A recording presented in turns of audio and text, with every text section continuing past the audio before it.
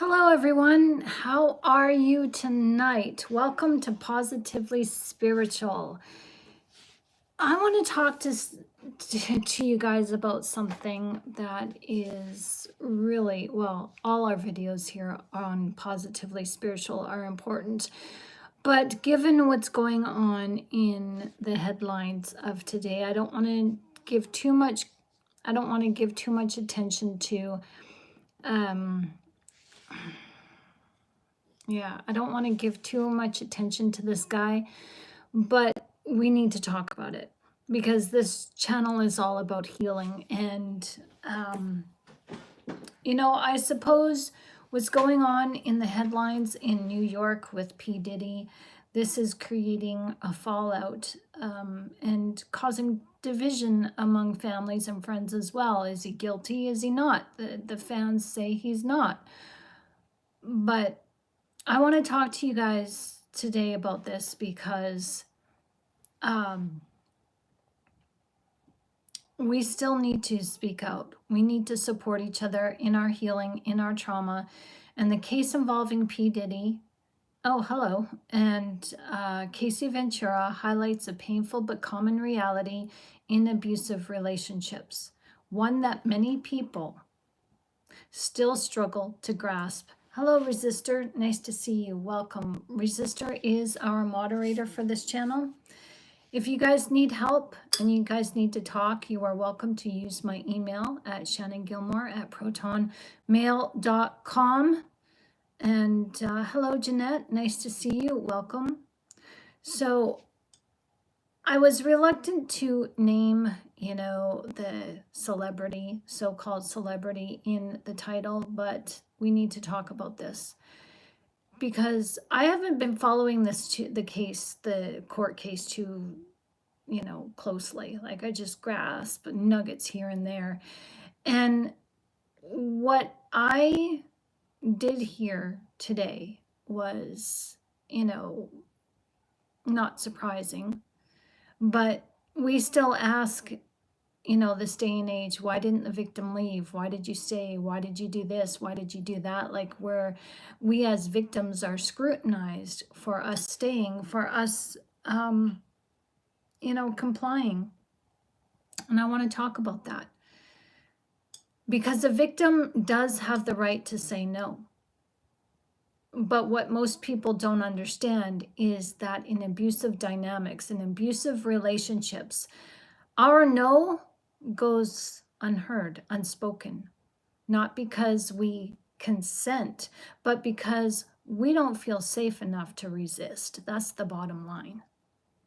I mean, I've been there. I've been put in situations. I put myself in situations that I thought were trusting, and they turned out not to be. And I had no choice.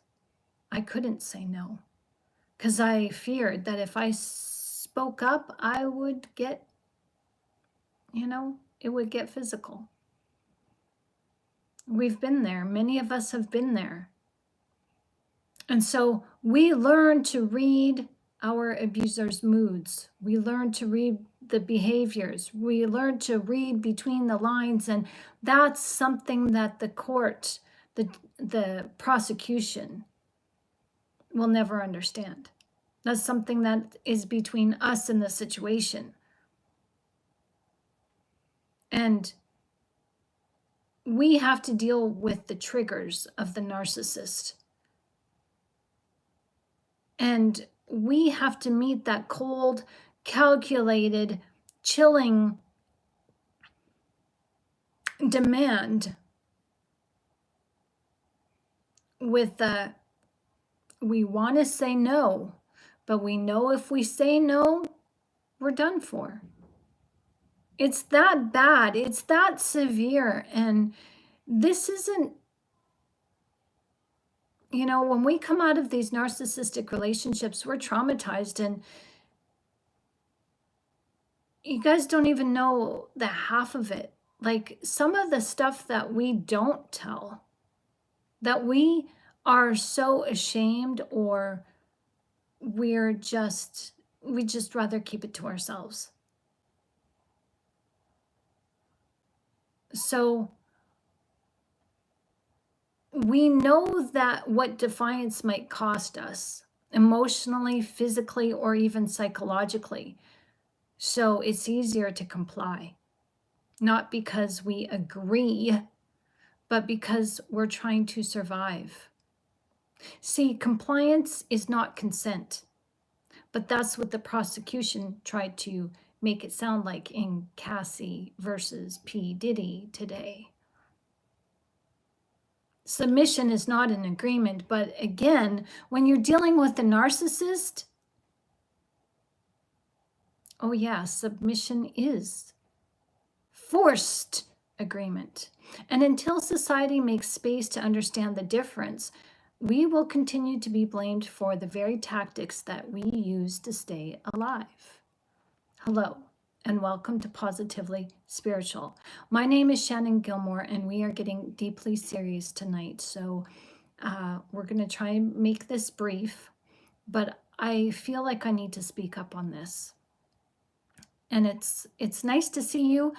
It's nice to meet you. However, I wish we could do it under different circumstances, but you're welcome to take a look around, geek out on these videos, like what you see, share your experience, get involved in the chat. Just please mind your manners and be respectful. So today I want to talk to you about a very real and often misunderstood dynamic about abuse, especially when the abuse is psychological, sexual, or emotional in nature and occurs in high profile or powerful relationships. You're in a powerful relationship, a powerful dynamic when you are involved in with a narcissist. I'm a peer support mentor. I'm an author, and I combine my skills to help you understand the truth from a perspective that is not often addressed. We ask questions on this channel to gain answers, and sometimes those questions are uncomfortable, like maybe this video tonight. But it's about getting honest, because honesty is the door to freedom. When we can become honest with the signs of danger and realize how we were victimized, we can become honest with ourselves. Hello, everyone. It is so nice to see you. So, honesty is your superpower. To be honest without feeling guilty or ashamed. We don't know what we didn't know. You did what you had to do to survive, and no one has the right to question or shame you for it. And the closest people who we accept, in our circle, the closest people in our circle of friendships and family, we expect ridicule from them, but no, the closest person that we accept ridicule and shame from is from ourselves, because we know what we went through. So it's important for you to realize that there is nothing more important than your healing. You deserve to live shame-free. And if all you can do is tell yourself that you did, you were forced into compliance, if you can tell yourself this, that if they wouldn't have forced me into compliance, I wouldn't have chosen I wouldn't have made the decision that I did. Just listen to that sentence for a second, because if they, meaning the narcissist, did not force you into something you did not want to do, if you were not forced, you wouldn't have done it. So listen to that statement and own it, because that's where you're going to find your closure. So what we're seeing in the Diddy and Cassie case highlights a common misunderstanding about abuse survivors. Cassie's testimony today was scrutinized because of texts suggesting that she was complicit, or even receptive to Diddy's sexual proclivities.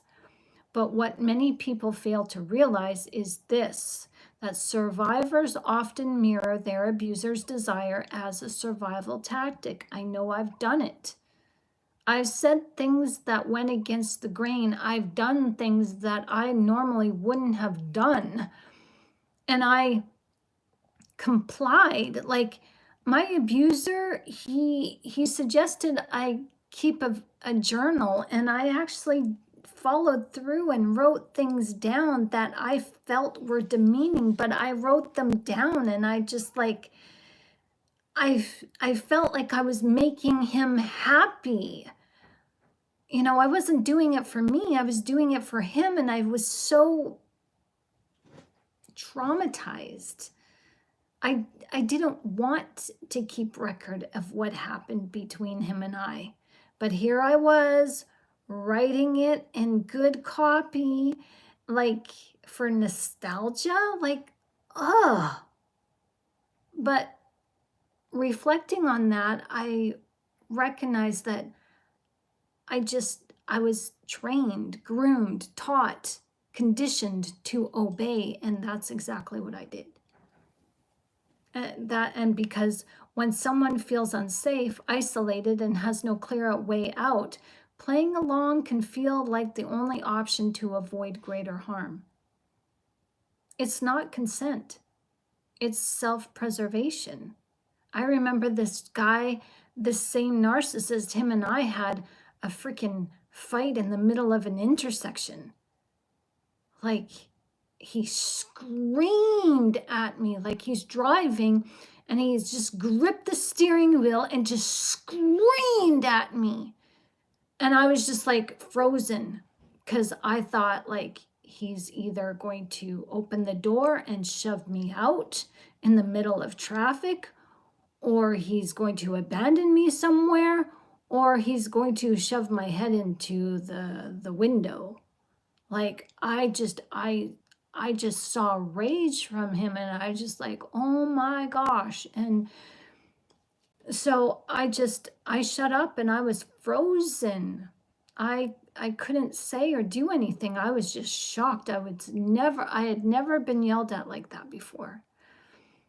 And it scared me, because there was rage and power behind that man's aggression.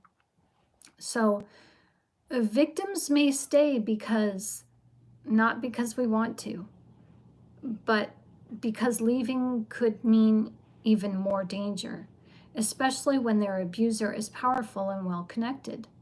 This is the hidden reality of coercion and control that too often gets dismissed when abuse doesn't fit the public's narrow understanding of what a victim should look like.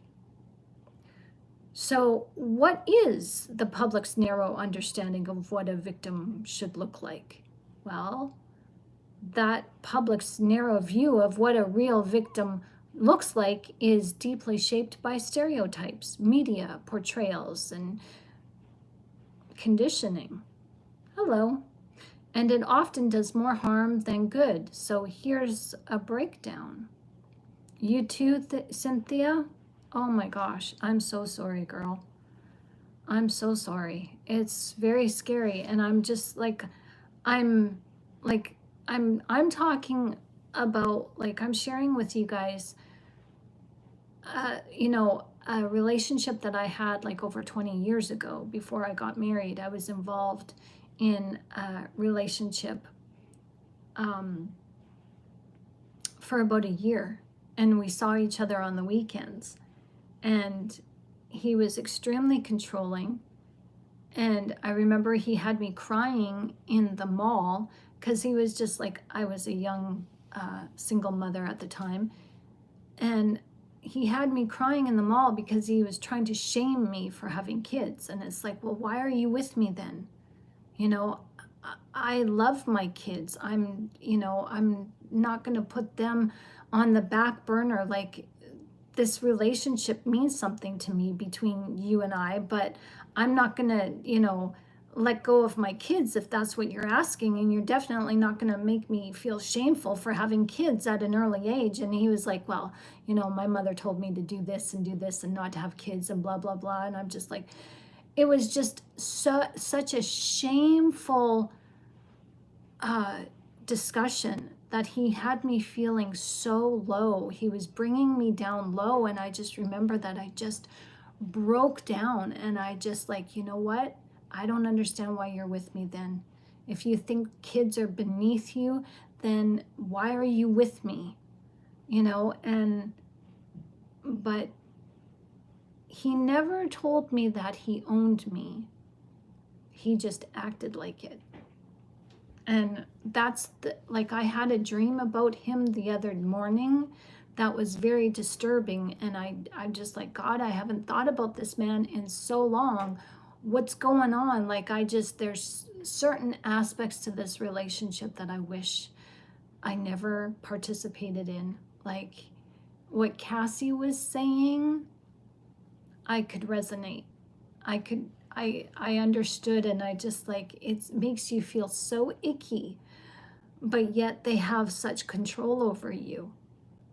And God talks about it, that men have, you know, these evil people have control over weak-willed women. And that's who I was. I didn't have my identity. I was looking for my identity in somebody else. And I allowed myself to be victimized, but I didn't know better. We don't know better. It's not easy to get out, and narcissists prey on specific people. And what the public thinks of a real victim should look like is that we should be timid, weak, and helpless. We're weak and timid and helpless in some areas, but not in all areas. In many areas, we are strong, we are vibrant, we are thriving, we're well put together, we're articulate, we're intellectual.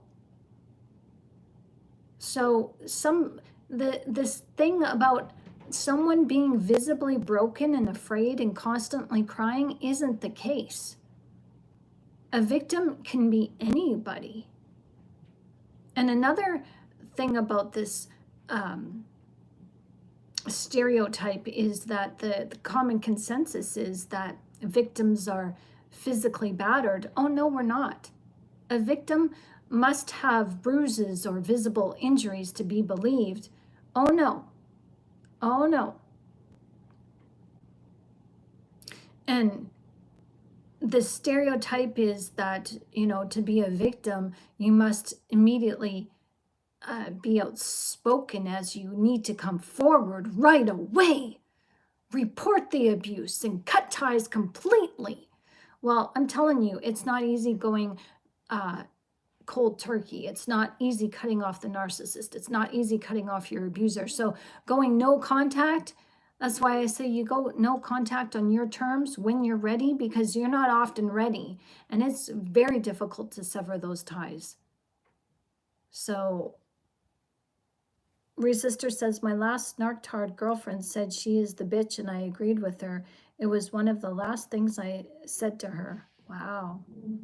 So Cynthia says, it was so disturbing to my daughter, and I was so confused. She was crying. Oh, let me back up. I get that, Shannon. I had 2 of them. Never said they owned me, but acted like it. Yeah. It was so disturbing to my daughter, and I was so confused. She was crying, and I didn't understand what happened. It all went so quickly. Exactly. It's like it leaves you in a daze, because it's a world that you're not used to.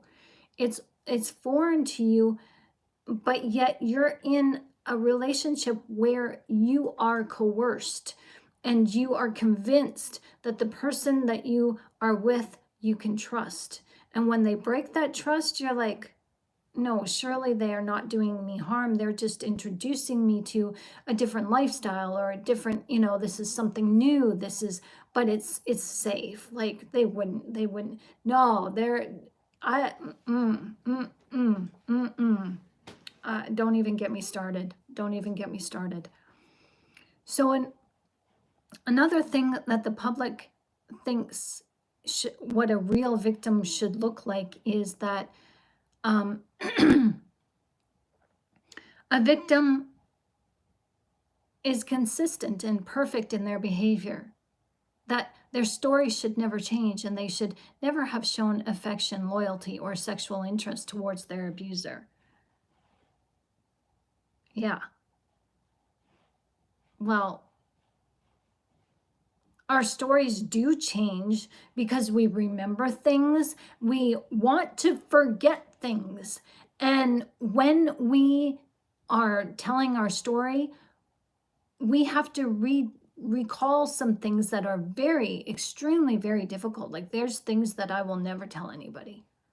I will never, ever, ever tell anybody. But that's between me and God. But the thing is, our stories may change because we remember things incorrectly. We remember things the way we want to remember them based on our fawning or our indifference or, you know, how we felt about the person at the time where we still wanted to trust. But after we come out of that situation and we gain strength, it's like we are telling not a whole new story. We're still telling the same story, but we're empowered. There's empowerment behind it. And it does change things just a little, but it doesn't invalidate what we went through. And the public consensus is that victims should be powerless and passive. If the victim is successful and strong, outspoken and glamorous, people doubt their victimhood. Like, seriously? Like, really? Yeah, really. It's the beautiful people that aren't victimized. It's the people who are, you know, the street personnel or the people who are homeless and who are raggy and shaggy and they don't look the part, you know, they're unkempt. Like, seriously? No. Anybody is a potential victim. So here's what a victim actually looks like. High functioning and composed in public. Many victims learn to mask their pain to survive and avoid shame. Many of us are conflicted.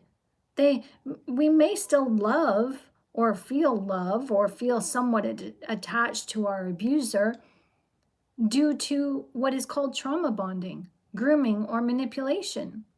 Do the courts take that into consideration? No.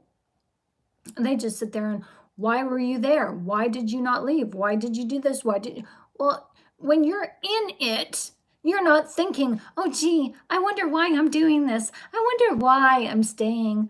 Stupid girl. No, it's not like that. And it's, you know, this day and age, we still are behind on a lot of things. And what also is truthful is that there's inconsistently the complaint is inconsistent. So what that means is that we may have texts, we may have done actions that have seemed consensual, but in actuality, the intention behind the reason why we did what we did was because we were trying to de-escalate the danger. What also is true is that victims do delay in coming forward. It can take years for us to come to terms, to even admit. Oftentimes it takes decades for us to admit that something bad happened because of public scrutiny. I mean, I told my mother when I confronted her and I said, did you know that your boyfriend was sexually molesting me at 5 years old? And she's like, what do you want from me? And I said, well, an apology, if you knew, would be nice. She said, well, how can I apologize for something I don't remember? There was no, I'm sorry this happened to you. I'm sorry, you know, oh my gosh, I had no idea. There was no humility. There was no compassion. There was no apology. There was nothing. And my foster mother, as my counselor, I had a counselor when I was 16. My counselor suggested that I tell my foster mother what happened to me because that was explaining a lot of my outbursts and my stealing, my lying, it was, you know, because of that abuse that happened to me, it was making sense to why I was behaving the way I was. So I told I told my foster mom on my counselor's advice, and my foster mother just said, push it under the rug, pretend it didn't happen, move on. So you're just like, I know in my cases, I'm just like, why did I even bother? Why? Why did I even bother? So that's partly why some of us don't come forward, because we're shamed. We're not believed, even by our own family members. We don't tell for specific reasons, or we're under psychological control. And here's another thing, victims, any age, any race, any creed, victims can be healthy, famous, intelligent, spiritual, assertive, wealthy, or even in positions of authority. It doesn't matter. Anyone can be a victim. And why does this matter? I'm just sorry, I'm missing your comments here. Hi, Yoel, nice to see you. So I'll catch up on your comments in just a bit, okay? So why does this matter? Because when the public holds a narrow view of victimhood, survivors are forced to prove their suffering rather than being heard. And narcissists, manipulators, and abusers use this to their advantage, like what was happening in the courts today. So if a victim doesn't look the part, their story is doubted, discredited, or dismissed. Real abuse doesn't always leave bruises. Sometimes it leaves silence, compliance, and carefully curated smiles. So let's talk about the difference between compliance and consent, because it matters.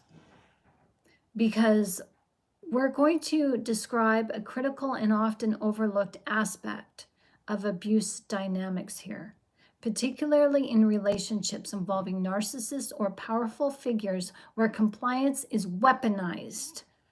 Okay, it's weaponized against us, the victim. And it's weaponized in order to deny the existence of abuse. So it's a way that the abuser can get away with what they're doing, because they're, in their minds, they think, oh, if we're allowing it to happen, we must want it.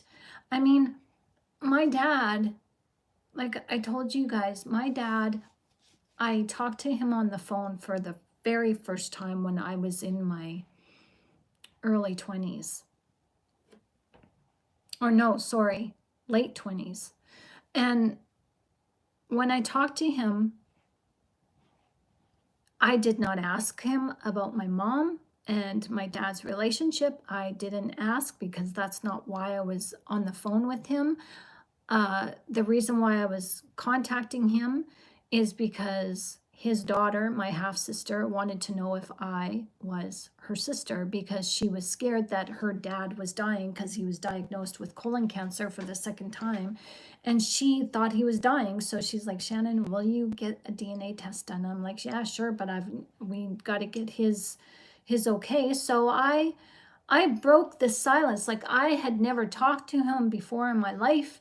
I made this one phone call. We talked, and immediately he talked to me about the sexual encounters my mom and him had and the abuse that he put on her. And you know what he said to me? She liked it. Compliance is not acceptance. Compliance is not saying, okay, yes. Compliance is weaponized against the victim, and it's used to deny the existence of abuse. So again, compliance is not consent, but like my dad, he thought, you know, my mom went along with it. Well, she was forced to, because my dad was extremely abusive to her, extremely abusive to the women that he had known. This wasn't just a one-off with my mom. My sister, who wanted me to get the DNA test done, she told me of her memories with her mother and the abuse that her mother endured under his hand. So yeah, this, what he said to me was, he was like, oh yeah, she liked it. She begged me for it. She wanted it. And I just like, whoa, like, what the frick? Like, I got off that phone and I was just like, what the? I never asked. I don't want to know. And so, but I'm glad I know, because now I have more compassion for my mother, whereas I didn't before. So, one of the most dangerous misconceptions in abusive relationships, especially those involving narcissists, is the belief that a victim didn't say no. Then they must have said yes. But in reality, yes loses all meaning when no becomes comes with a consequence, when it becomes invalid, when you have the right to say no, but don't say no because it's not going to be in your favor. So, I'd rather not, you can say no, but I'd rather you didn't, because there's going to be consequences for you saying no. So make your choice wisely. That's basically it. Victims often comply, not out of desire, not out of agreement, but out of fear. But the narcissist thinks, oh, because they consented, well, or because they complied, that means they consented. Well, you didn't say you didn't like it before. It was fine then, and now you're bitching that you don't want to do it now. We've been doing things this way since, for 6 months, and now all of a sudden you're saying no. That's how the narcissist acts. Just because you comply doesn't mean you're in agreement to it. And this is the, twisted dynamic of it, because this is, we comply out of fear of violent repercussions, fear of retaliation, fear of being publicly shamed, discredited, or even killed. In this twisted dynamic, compliance becomes a shield, not a sign of consent. It's a calculated choice to minimize the damage, to stay alive, to stay safe, or at least to stay intact. I mean, narcissists prey upon single mothers. Let's get that straight right now. They love single mothers, and it doesn't matter what age you are. If you're a mother and you have young kids, older kids, it doesn't matter. Narcissists do believe that a single parent is a needy person, and the narcissist targets needy people, right? I had that said to me. I've had it said to me many times, not just in my personal relationships, but in counseling other people. They've heard it too, and I've had narcissists say it to me. So the thing is, when you're a single parent, you comply to some things because you don't want to come back home and have to, you've got to pay the babysitter, so you don't want the babysitter seeing, you don't want your kids seeing, you don't want to come home bloodied and turn up in the hospital. Like, you think about your kids. You think about, okay, I'll just endure this and I get to go home tonight. I get to go home safe. I'll just endure it. And you don't say no. And narcissists know this. They rely on it. And then they weaponize that very compliance to absolve themselves of guilt. Because in their mind, they say, well, they could have said no. But what they don't say is that no was never really an option without paying a brutal price. The moment a victim tries to set a boundary, the narcissist punishes them emotionally, physically, or socially. Like, people don't get this. So the victim stays quiet. We stay quiet. And when I say victim, please don't get offended, because Victim is not a dirty word. Many people get upset. You know, we now have to change our speech for, oh, we have to say targets of abuse. Well, no, I'm calling it out. Victim, being a victim, when you get honest with yourself and say, I've been victimized, I don't have to be a victim anymore, but I was victimized, you can better get honest with yourself and start the healing process. But tapping around the subject, and I mean, I'm not trying to be insensitive here. I'm really not, but I'm going to call it out because victimhood is real. And it needs to be addressed too. And dancing around the subject by saying targets of victims, you know, because we don't want to hurt people's feelings. Our feelings need to be hurt just a little bit, because that allows us to see the truth. When we're patting ourselves on the head and feeling sorry for ourselves and saying, boo, boo, there, oh, you poor girl, you poor guy, oh, boo, boo, boo, boo, nothing is getting done about it. And I want you to see this for the real raw nature that it is. Like, this is bringing stuff up to me from the surface that I don't want to address, but I need to. And I notice my demeanor. I'm a little bit triggered. I'm a little bit on fire. I'm a little bit, you know, but that doesn't mean that I'm insensitive. It just means that, like, now that we're healed or healing, I can say, yeah, I was a victim. I'm not shaming myself by saying that. And I'm not shaming anybody either. It's a rite of passage. I really think of it as a rite of passage. It's, you know, it doesn't have to be that dirty word that we just can't, you know, you got to stay silent with. So we've been silent enough, and we got to stop silencing ourselves. So when the abuse happens, just because we're compliant doesn't mean that we agree, and we choose to stay silent. We play along, and we end up losing ourselves in the process. No is a word that unleashes violence and hostility, full stop. It's not easy saying no. And when we talk on this channel about saying no and walking away, I want you guys to know that I'm well aware that some narcissists are violent and you can't say no. I get that. That's why I talk about putting something in between the two of you, putting a chair or a table. Make sure you have an eye on the exit and you can get to the exit quickly. Like, you have to maneuver around your situation. You have to maneuver around your surroundings. You have to maneuver around the moods of the narcissist. So standing in a courtroom or sitting in a courtroom trying to share what you went through, nobody's going to get it.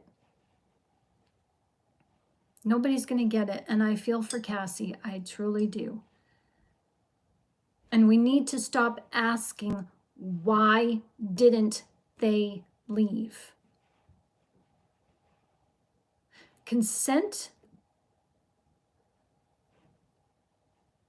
it's not even a word when you're in a relationship with the narcissist. That's awesome, Resistor. Resistor says, I'm proud to be a surviving victim. Amen to that. Amen to that. So, compliance is not consent. It's captivity. And we need to stop asking, why didn't they leave? And start asking, what would have happened if they did leave? Would they have been safe? Would they have been any safer?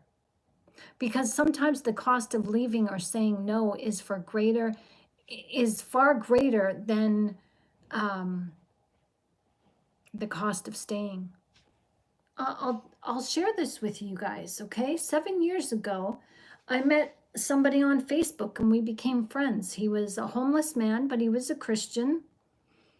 And, you know, we were friends and everything was fine until, you know, it started getting a little bit more personal. And this person, I'm in Canada, but they were in the United States. And this got so personal that he was 500 miles away from the Canadian border. He actually convinced, as he said, and I believed him at the time, like he was making good on his word to come up to Canada, to live in the forest of Canada and build me a log house, and we would be there and I would be his sex slave. This was implied. I was scared. And I went to the police, and the police said, no, he's a transient. He's not going to do anything. It's fine. This guy actually convinced on the border of Saskatchewan, there's on the other side, on the United States side, there's a Native American reserve. And he was actually staying there for 2 weeks. And he convinced them to drive him over to see the love of his life across the border.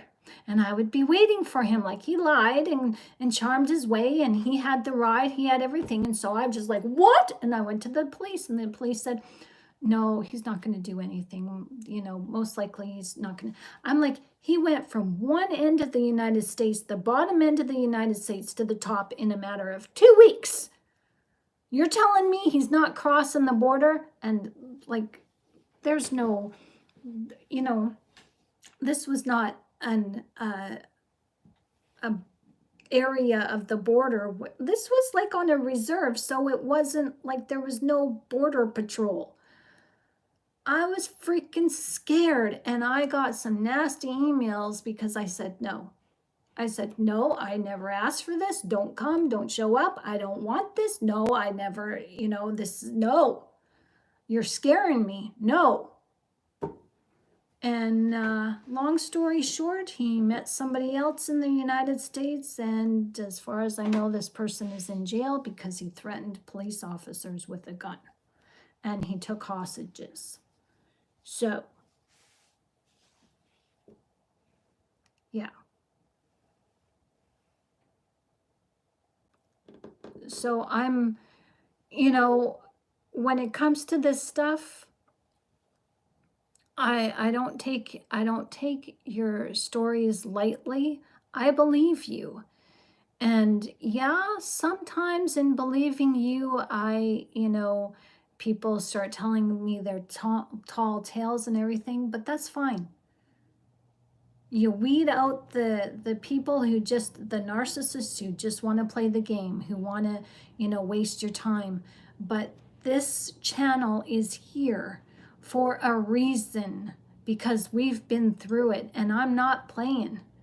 I'm really not. I believe you, and I'm willing to sit down and talk with you and share with you, you know, if it helps you. But, you know, this stuff with Cassie and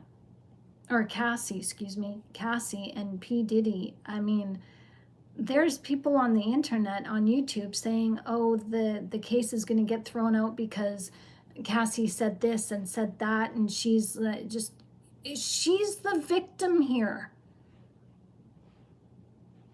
Leaving somebody like that, especially with her, and it probably, I don't know if it's come out yet or not, or if those were if she can even say, but knowing her position and knowing who P. Diddy is or was at the time of their relationship, she knew that he had people in his back pocket. She knew that she couldn't go to the police. I'm sure she knew that she couldn't tell people because she didn't know who she could trust, because P. Diddy was paying people, allegedly paying people. I mean, yeah, so when you're isolated and on your own, saying no is not your friend.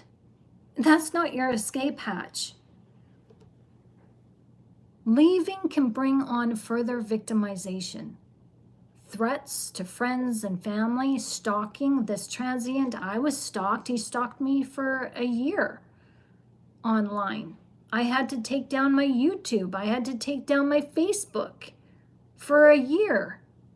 It was awful. Like, so leaving can bring on further victimization. Just be aware of that.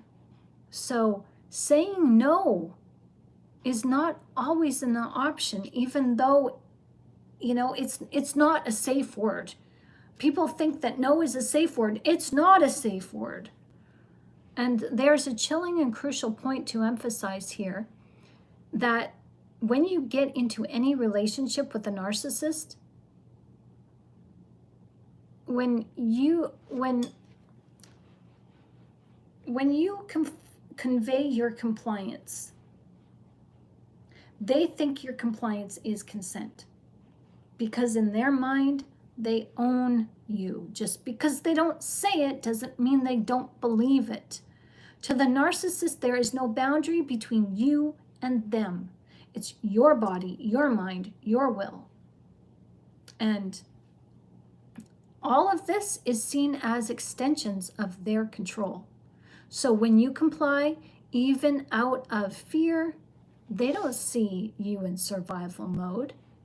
They see you in submission, bowing down to them, doing what they want. And your submission allows them to get away with what they want to do. Submission means agreement. And the truth is, they confuse ownership with intimacy and control with love. There's no love there. They just make you or lead you to believe that they love you. Hey, Yoel, nice to see you. So, what is Yoel saying? Okay. Yeah, he was in trouble before he got there. Yeah. Resistor, only way we survivors that went through narcissistic entanglement know what it is. Yeah, exactly. Exactly. So understand that this is why we sometimes go along with something degrading or abusive. The narcissist twists that into validation. The narcissist says, well, they didn't resist, so they must have wanted it. No. What we wanted and needed was, excuse me, safety. What we feared was punishment. We did what we had to do to survive. Narcissists rewrite the narrative to make themselves the victim or the misunderstood lover. But deep down, they know what they're doing. They know it's wrong. That's why they isolate, manipulate, and dominate their victims. Because if you were truly free to say no, you wouldn't still be there. Compliance is not consent. It's the quiet scream of someone trapped in a cage that looks like a relationship. For the narcissist, compliance equals consent. Because again, in their mind, they own you. Your autonomy doesn't exist. Your body, your emotions, your very identity, they all are the narcissists, all these things as theirs to control. So when you comply, even out of fear, they don't see you in the survival mode. Consent that's extracted through fear, isolation, or manipulation, that's not consent. It's captivity. Understand this, that what the narcissist refuses to acknowledge is that no comes at a price. And often the price is too high. Emotional torment, physical harm, character assassination, stalking, worse things than that. This is why many of us victims stay, not because we want to, not because we're financially tied to them, not because we're weak, not because we're complicit, but because it feels safer to endure the degradation than to risk the destruction that follows saying no.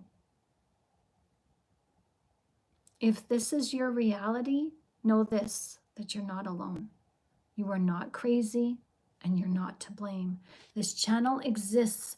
My email is a safety net for you guys to use. Shannongilmour@protonmail.com. I'm here. I have a Ko-Fi website. The link is in the description of this video. Click on it, go to that website, click on services, and you will find that you can get in on a one-on-one consultation like this with me.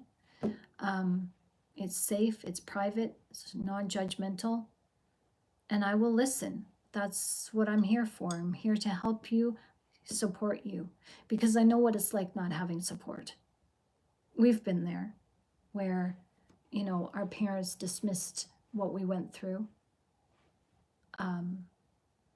Colleagues don't, you know, like I was even, before sexual misconduct on the workplace was even a thing, I was a young mother and I was still with my 3 children, their baby daddy. We were still together, and he had broken his arm on the job. So I went and got a job so we could earn some extra money, and he stayed home taking care of the kids while he rested his arm. And I got this telemarketing job, and I was there for 1 day because the sexual harassment, the sexual innuendos were disgusting, but there was no HR department that we could talk to, and I didn't even know back then it was just sexual harassment. It was just, you know, just what he was saying was friendly banter around the water cooler, but no, it was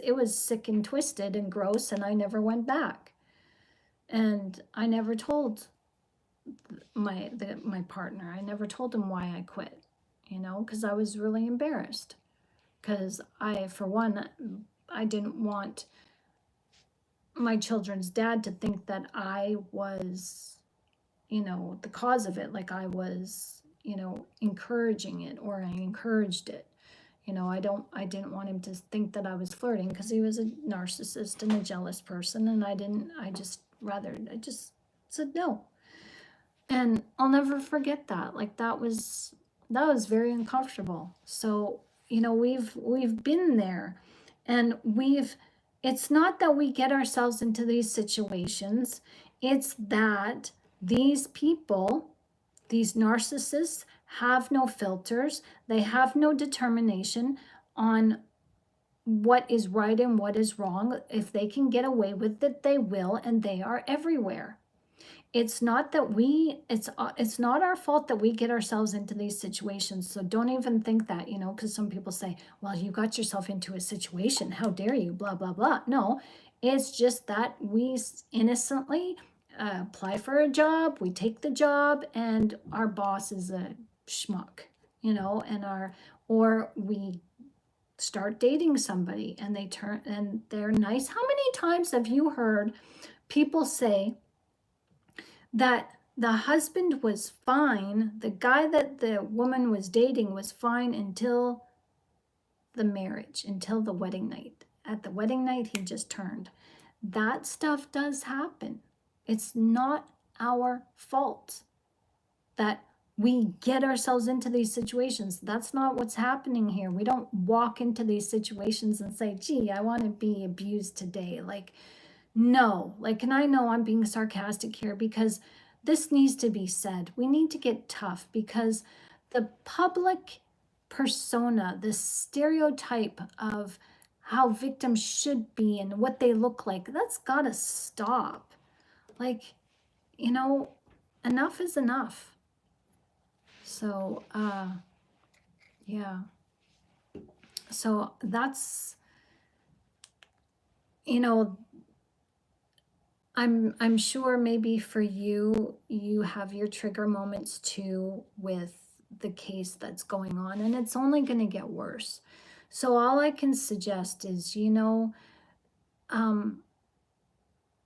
if try to, you know, distance yourself from the court case in the public eye as much as you can.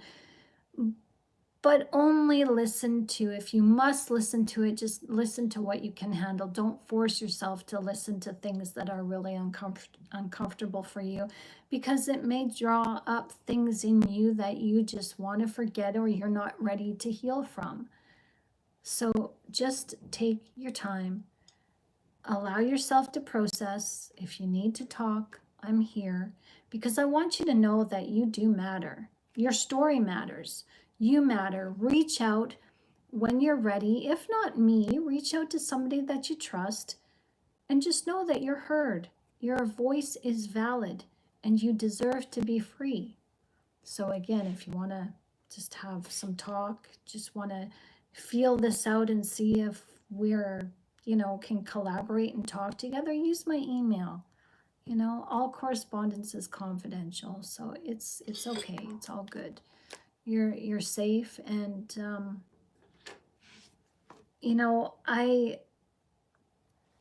I can't imagine, like, when I got into crisis outreach, that was training to just listen and offer some help, a different perspective. And then, when it came time to working the crisis out, like the crisis phone lines,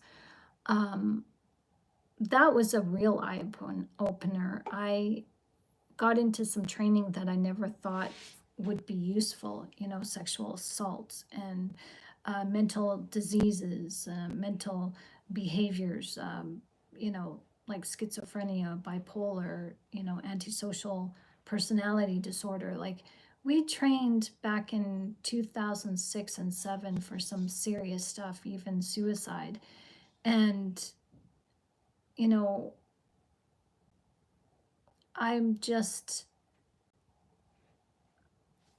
it's amazing how victims are still shamed and victims are still silenced in this day and age. Like, I'm surprised, but yet I'm not surprised. And we all have a story to tell, and I just want to say thank you for you guys trusting this site and sharing your story in the chat room and on our private Telegram group. It's an honor to sit here and just be with you and share, because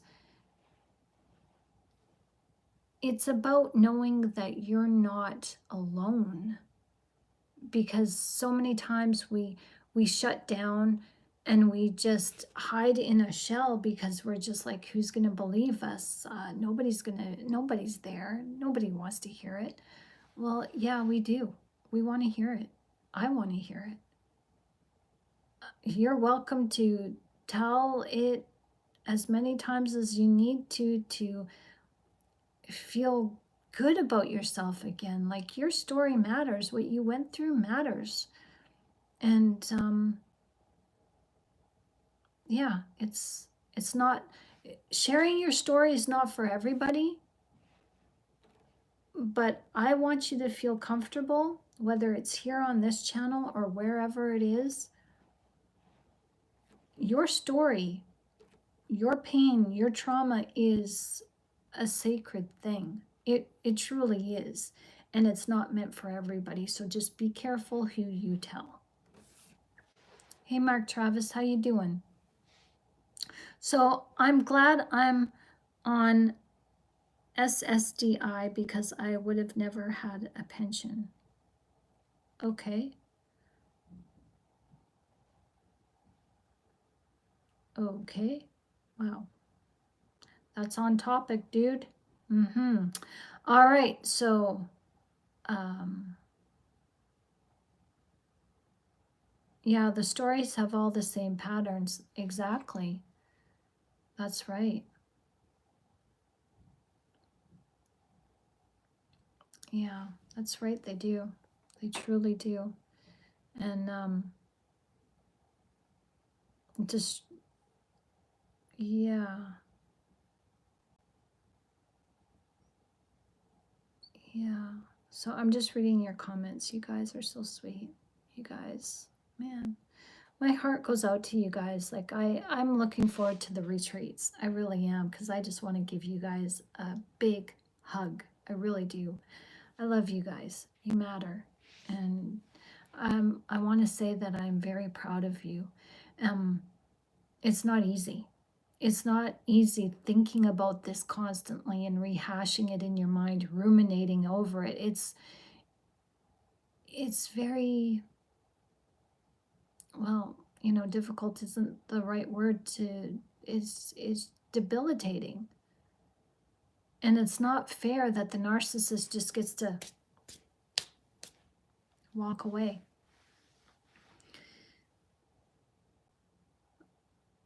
But in our healing, I'm absolutely hopeful and I'm encouraged by God. I'm gonna cry.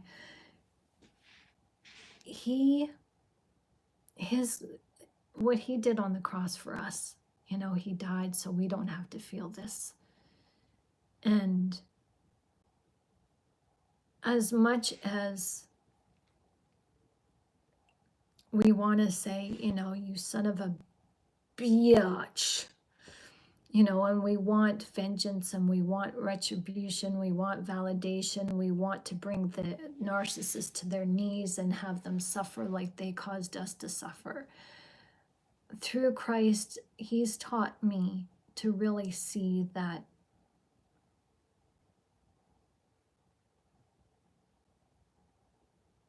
it's not about being the better person or the bigger person. It's about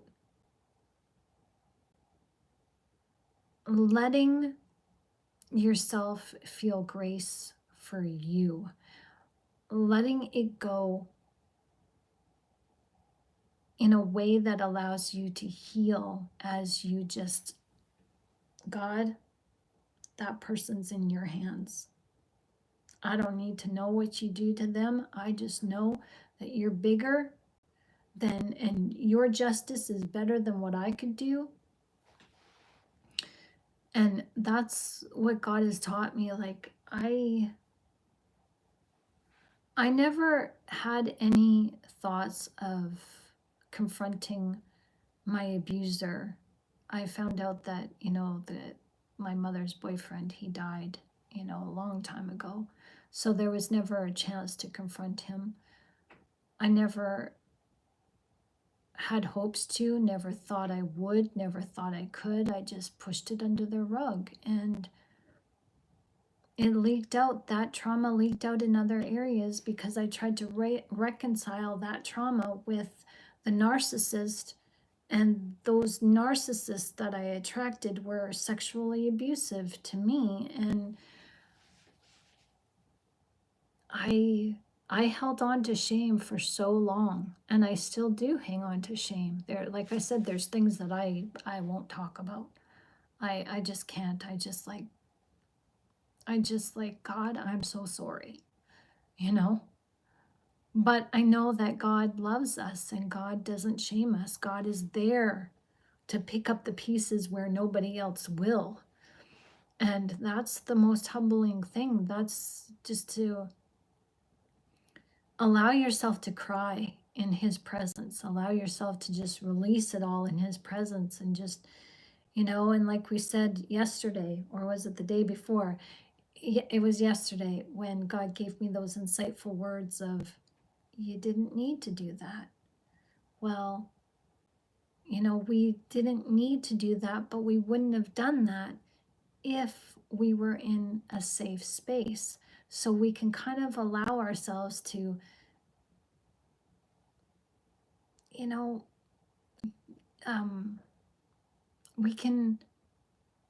can allow ourselves to forgive ourselves, because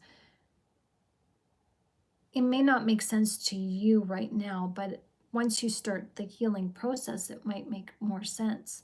Is that you wouldn't have done what you did if you weren't in those certain circumstances.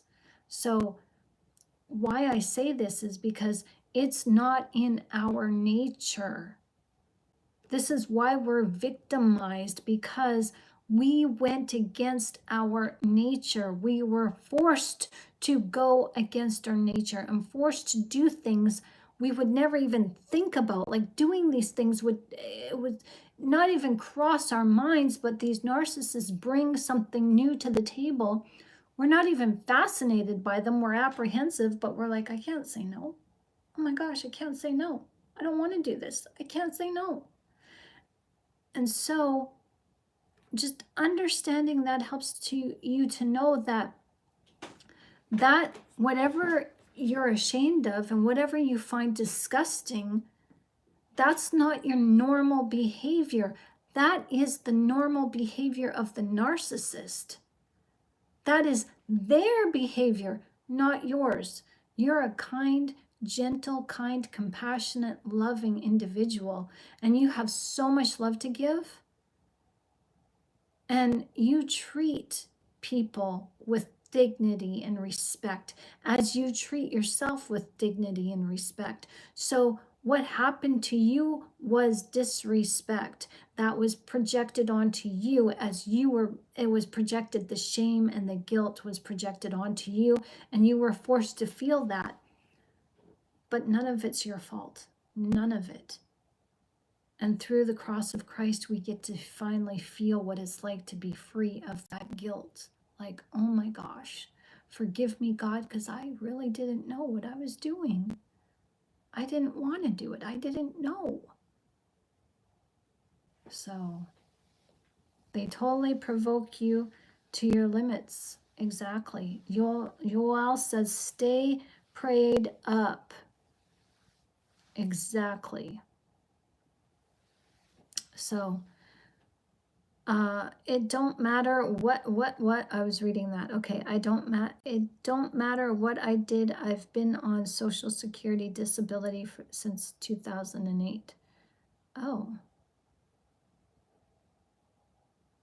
okay, cool. Yeah, God is good. That's good for you. Like Yoel says, Mark, God is good. That's right. God is good. So yeah, this is the first time anyone has spoken how I've been feeling this whole time. Oh, wow, honey. Yeah, it's hard, isn't it? But you're okay. You're safe. You're okay. Yeah. And if if you're crying right now, I'm sorry. I'm sorry. I didn't mean to talk that, this talk was heavy. I feel like crying too, and I give you a big hug. Uh, any of you who are feeling sad and upset right now, I give you a big hug. Let it out. Just let it out and purge yourself of the guilt. Purge yourself because it wasn't your fault. So, oh, you're very relieved. Good. Good to hear that, Cynthia, because I'm on the verge of tears. But I feel understood. Good, because I do too. Like, this feels like it's been a long time coming. Like, a long time coming. And I've never been a fan of rap. I've never been a fan of P. Diddy. I've never been a fan of, the music in the 2000s, since P. Diddy has gotten in there. And, I'm waiting. Like, I know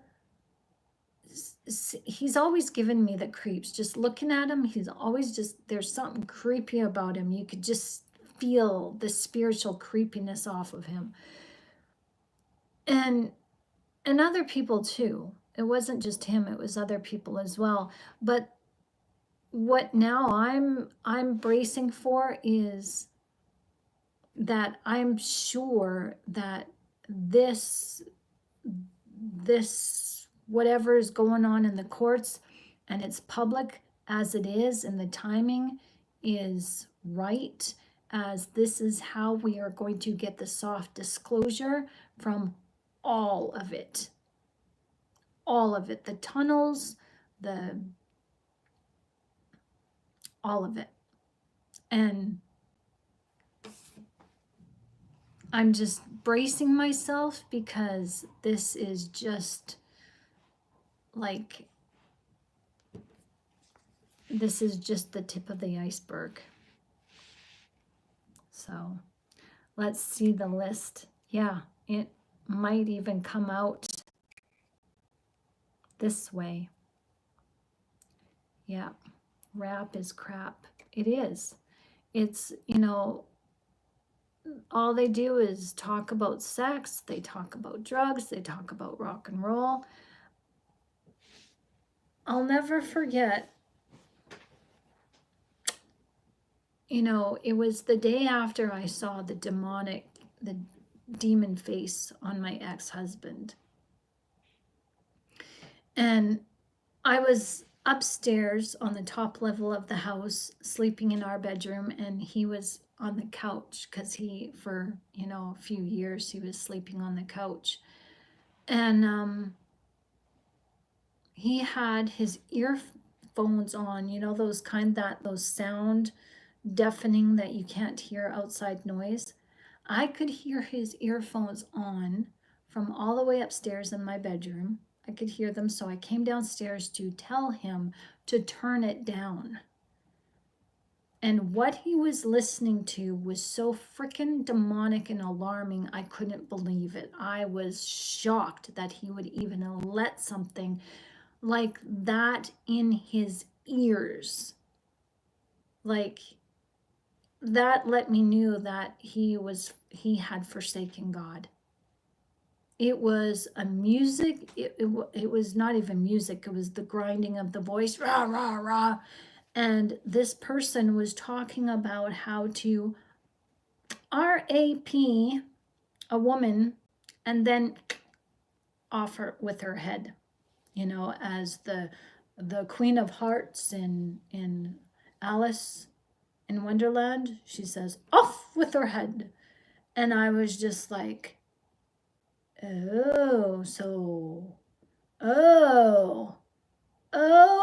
was just like, you turn down that music and the Lord rebuke you. You shut that off. You've got a daughter in this household. What the frick do you, and I didn't say frick, I swore. What the frick do you think you're doing? Oh yeah.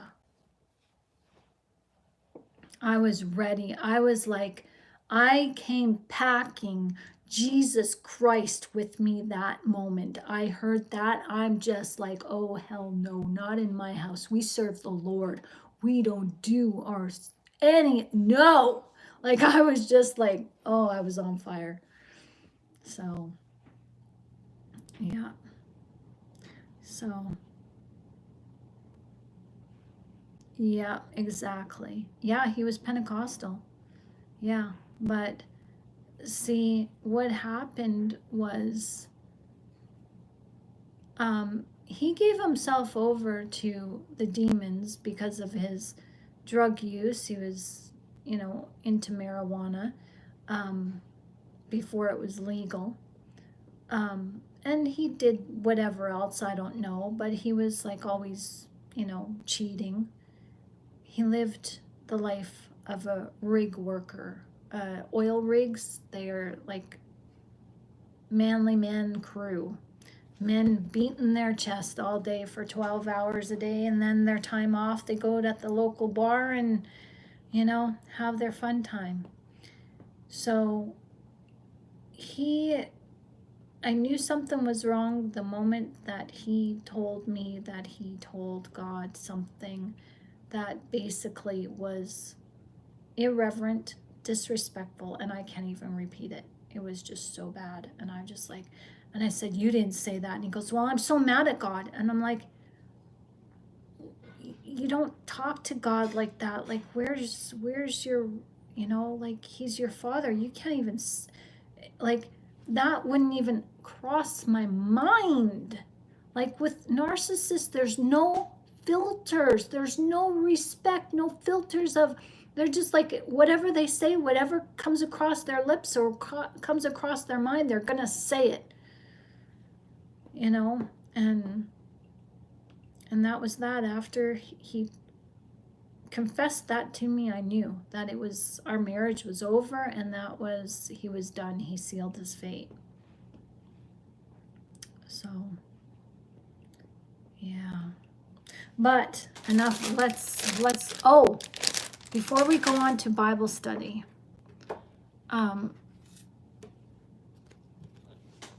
Scarlett wrote this for you guys. I don't know if you can see it. Her printing was so small.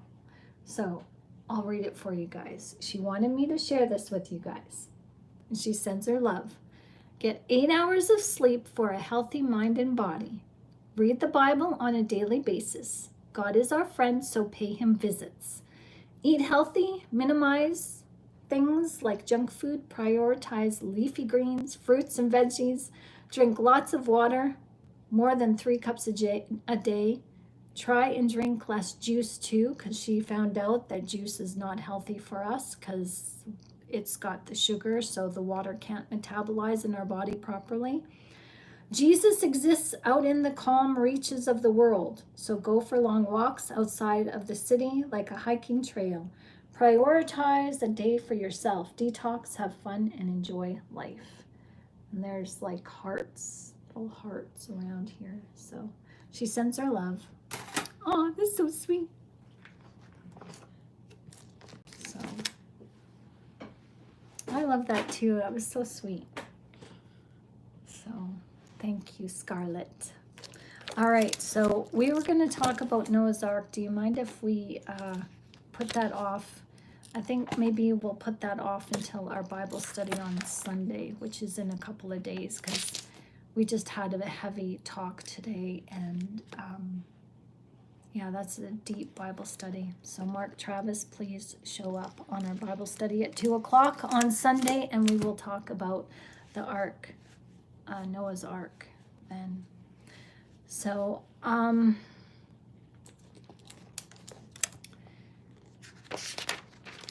right. So my eye went to 2 Chronicles,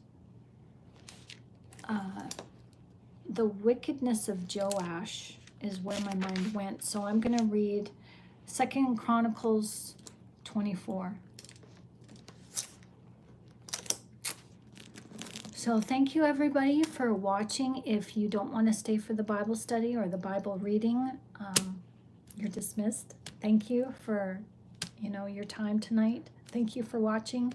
If you guys got comments, questions, or suggestions, please comment in the chat, or you're welcome to email me, shannongilmour@protonmail.com. So 2 Chronicles chapter 24. Joash was 7 years old when he became king, and he reigned in Jerusalem 40 years. His mother's name was Zibiah. She was from Beersheba. Joash did what was right in the eyes of the Lord all the years of Jehoiada the priest. Jehoiada chose 2 wives for him, and he had sons and daughters. Sometime later, Joash decided to restore the temple of the Lord. He called together the priests and Levites and said to them, "Go to the towns of Judah and collect the money due annually from Israel to repair the temple of your God. Do it now." But the Levites did not act at once. Therefore the king summoned Jehoiada, the chief priest, and said to him, "Why haven't you required the Levites to bring in from Judah and Jerusalem the tax imposed by Moses, the servant of the Lord, and by the assembly of Israel for the tent of the covenant law?" Resistor says, "I can't miss the best part. That's awesome." Now the sons of that wicked woman, hairs in my face. The sons of that wicked woman, Athaliah, had broken into the temple of God and had used even its sacred objects from the Baals. At the king's command, a chest was made and placed outside, at the gate of the temple of the Lord. A proclamation was then issued in Judah and Jerusalem that they should bring to the Lord the tax that Moses and the servant of God had required of Israel in the wilderness. All the officials and all the people brought their contributions gladly, dropping them into the chest until it was full. Whenever the chest was brought in by the Levites to the king officials, and they saw that there was a large amount of money, the royal secretary and the officer of the chief priest would come and empty the chest and carry it back to its place. They did this regularly and collected a great amount of money. The king and Jehoiada gave it to those who carried out the work required for the temple of the Lord. They hired masons and carpenters to restore the Lord's temple, and also workers in iron and bronze to repair the temple. The men in charge of the work were diligent, and the repairs progressed under them. They rebuilt the temple of God according to its original design and reinforced it. When they had finished, they brought the rest of the money to the king and Jehoiada, and with it were made articles for the Lord's temple, articles for the service and for the burnt offerings, and also dishes and other objects of gold and silver. As long as Jehoiada lived, burnt offerings were presented continually in the temple of the Lord.